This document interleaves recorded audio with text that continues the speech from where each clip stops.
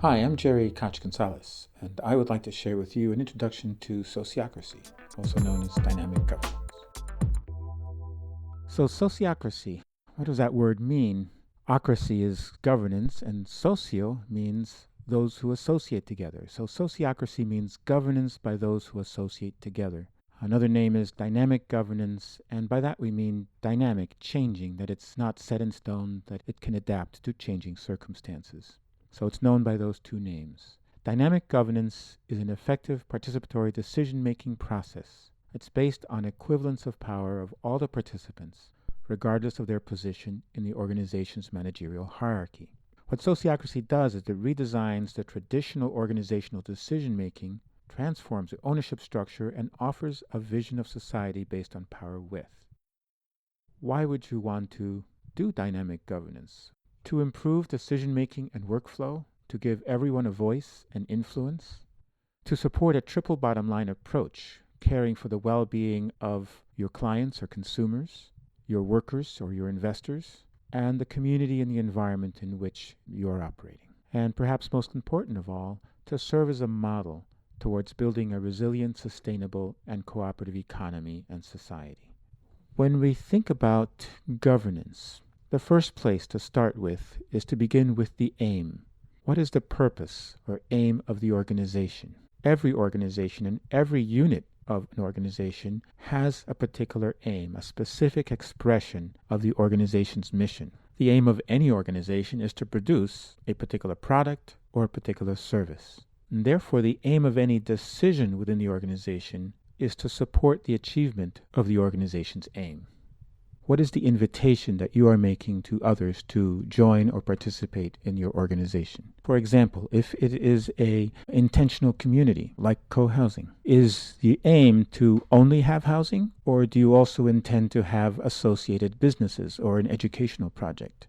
What geographic location, north or south of the city?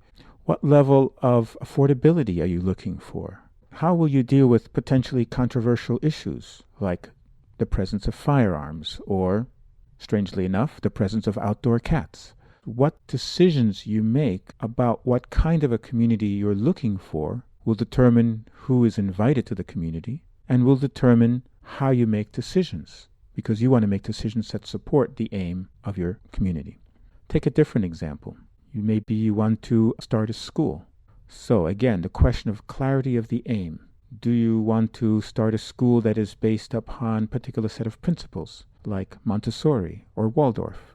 Do you want to start a school that is focused on a particular age group? Is it elementary school or high school? Is it geographically focused? What is your catchment area of your intended students? So there are a number of different kinds of questions that you want to be clear about that determine the nature of your organization and therefore determine the nature of the choices that you will make in your decisions, because you want your decisions to support your aim. With a clear aim in mind, we can now look at the governance of the organization. By governance in sociocracy, we mean three elements. One is the organizational structure, another is the decision-making process, and the third is the continual learning process of the organization, its adaptability. A core value that underlies sociocracy is the equivalence of voice in everyone in the organization. No voice can be ignored. How do we do that? So in the process of decision-making, when we're working in a group, rather than open discussion and taking votes, or open debate until we reach some kind of consensus, our practice is often to go around the circle, hearing from each person in the room. This supports the equivalence of each person's voice. So the quiet folks get some time to speak. The people who tend to speak a lot and repeat themselves have a more limited frame in which to present their views. Everyone's voice matters. The consent decision-making process has three phases. In the first phase, we are generating the information with which to create a proposal. I call this picture forming. Identify all the different dimensions of the issue that we're looking at.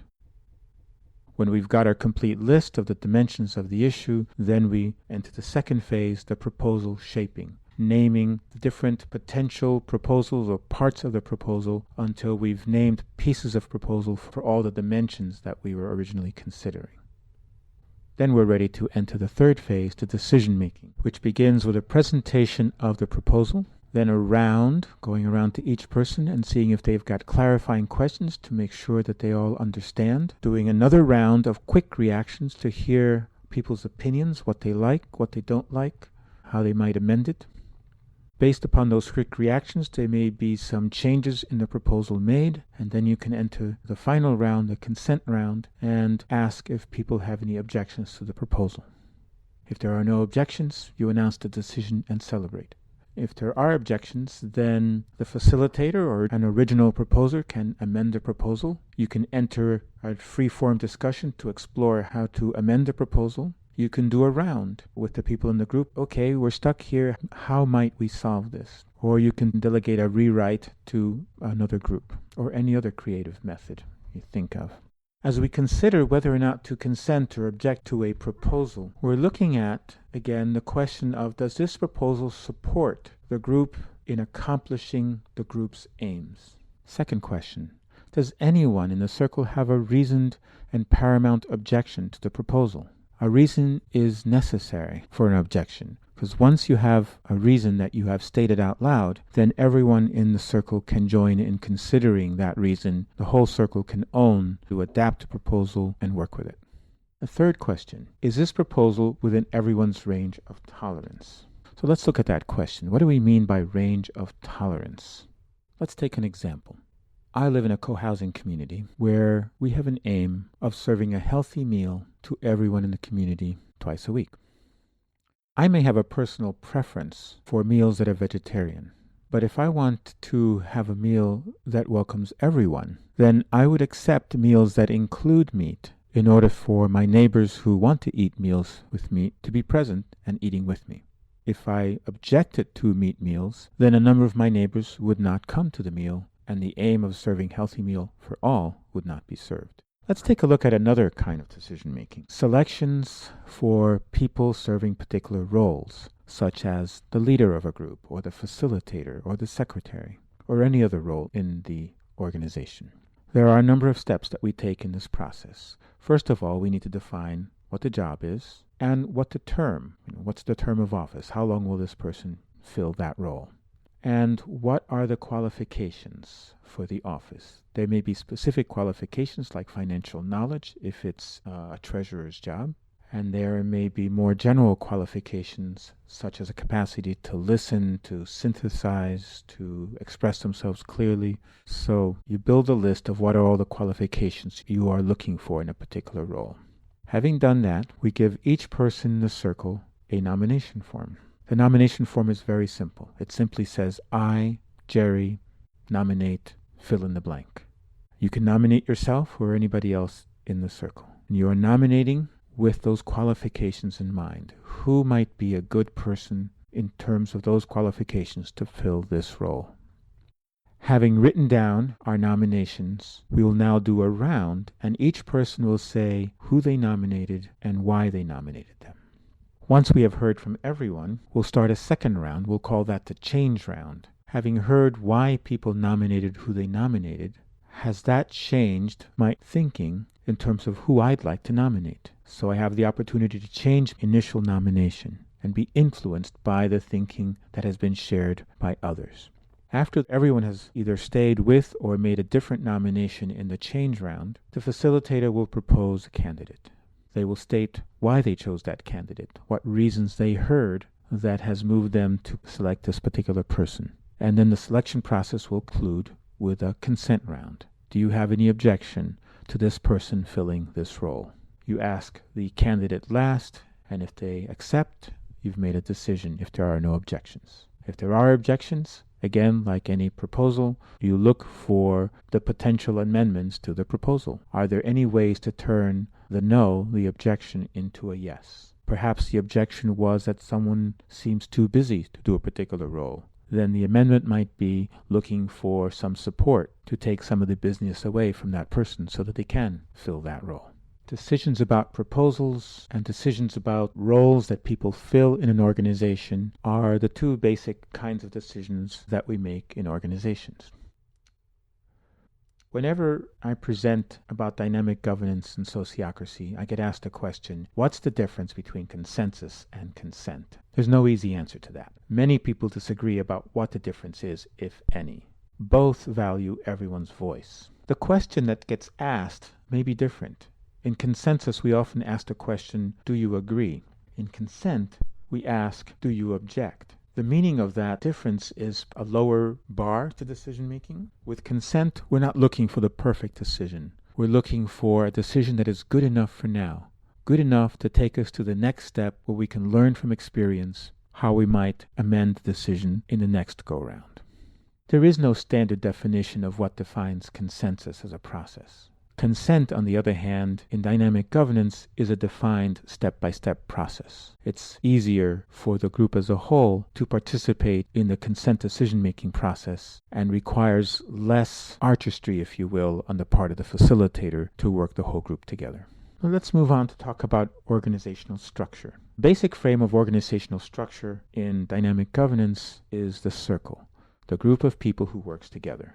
In traditional hierarchy, focused on getting things done, we have a manager and a number of staff that work under the manager. The focus is on efficiency and getting things done. With sociocracy, we want to keep that focus on efficiency and effectiveness. And we turn the getting things done hierarchy temporarily into a circle of equivalent members to make policy in the context of the circle's aim. As a circle, everyone in the circle is equivalent in making the policy decisions. The manager is no longer above the others. The manager no longer has more power than the staff. When they sit in circle to make policy, the manager and the staff, regardless of their position in the hierarchy, are equals.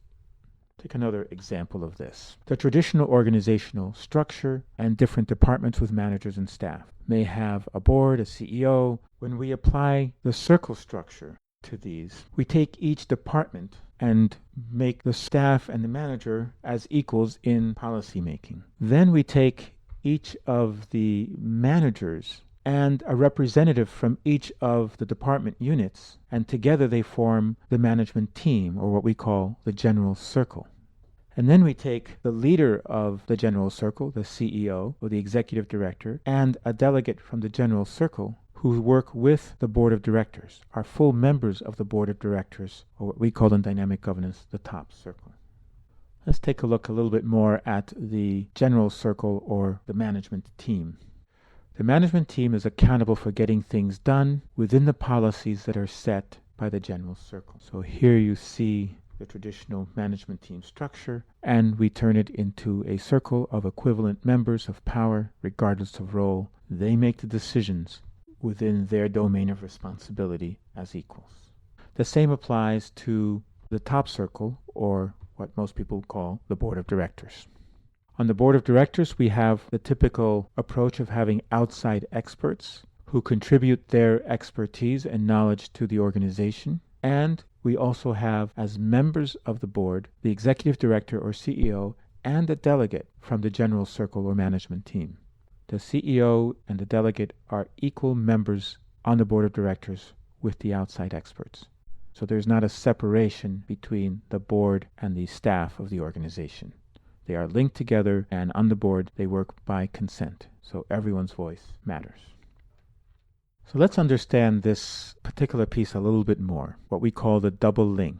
In dynamic governance, authority for policy decisions is delegated to small groups of members called circles with distinct aims and domains. Domain meaning the area of responsibility.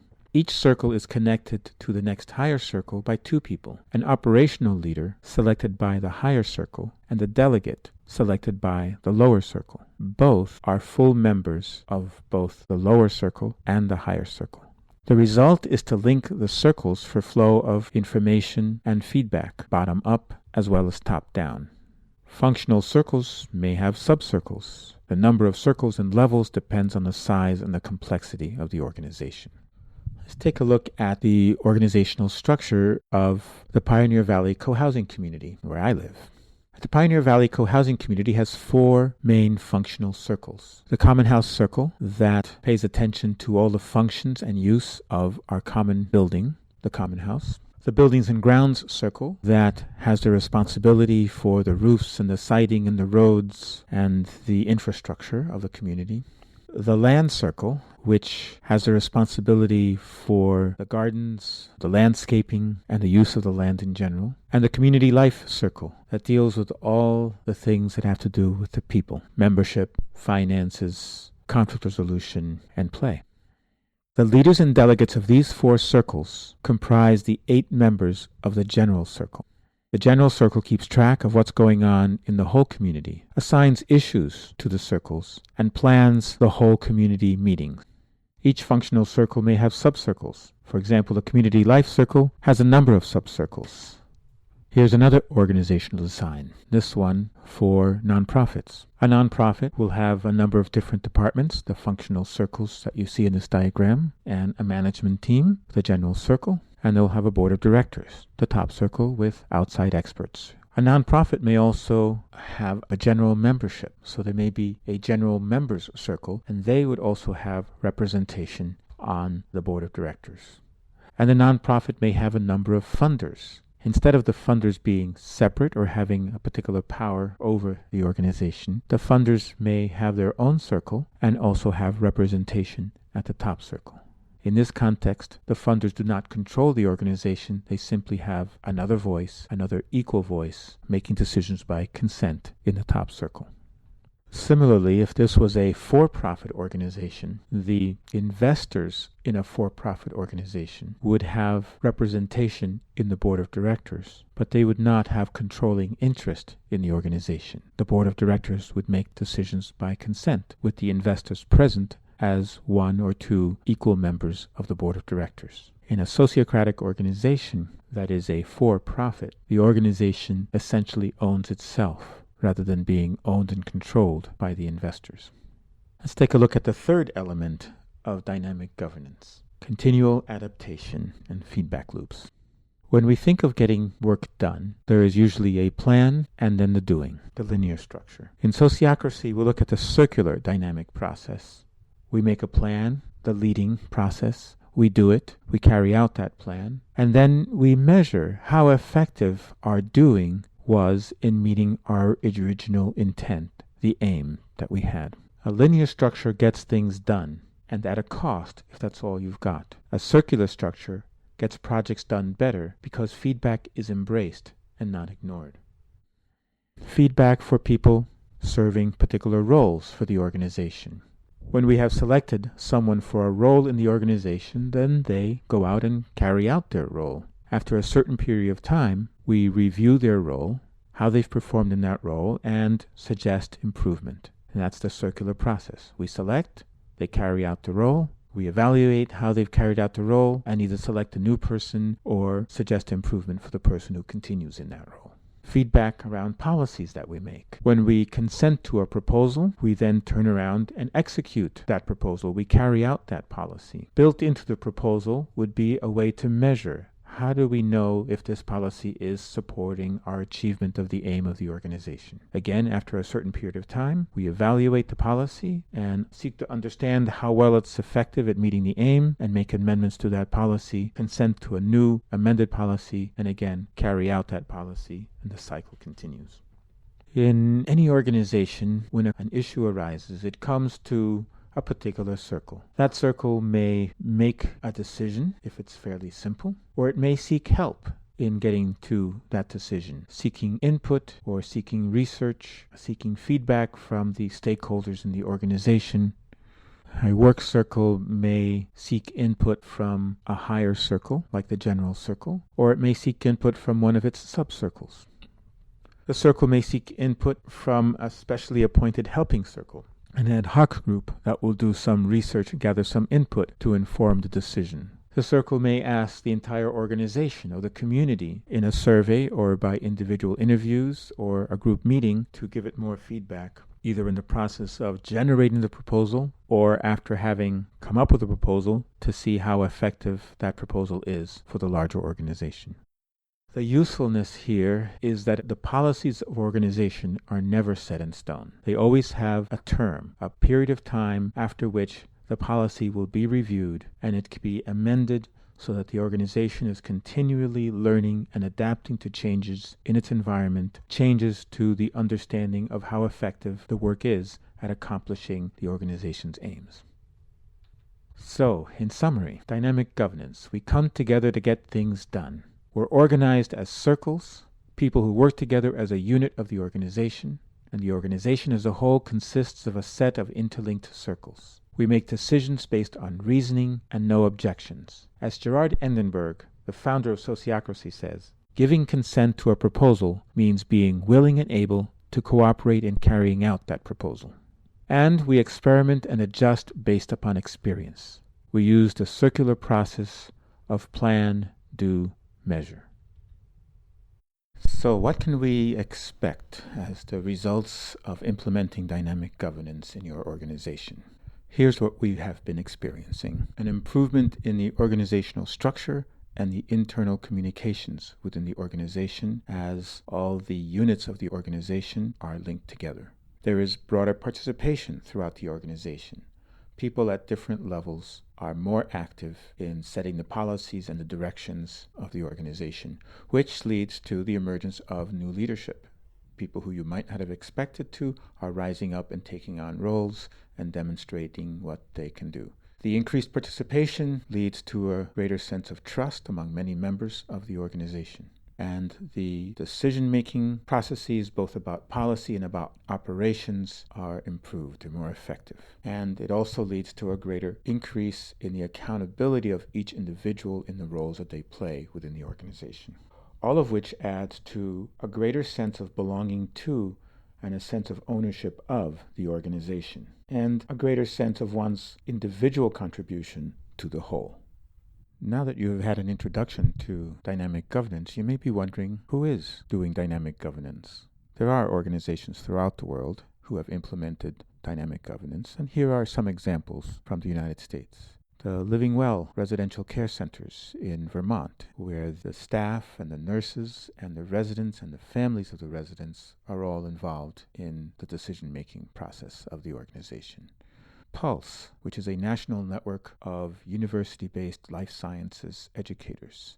Independent schools like the Rainbow Mountain School and several Waldorf schools have implemented dynamic governance, including at the High Mowing Waldorf School, the high school students, have their own circles and decision-making process. There are for-profit businesses such as Creative Urethanes in Virginia, and then the organization that I am a part of, the Sociocracy Group, the international consulting organization.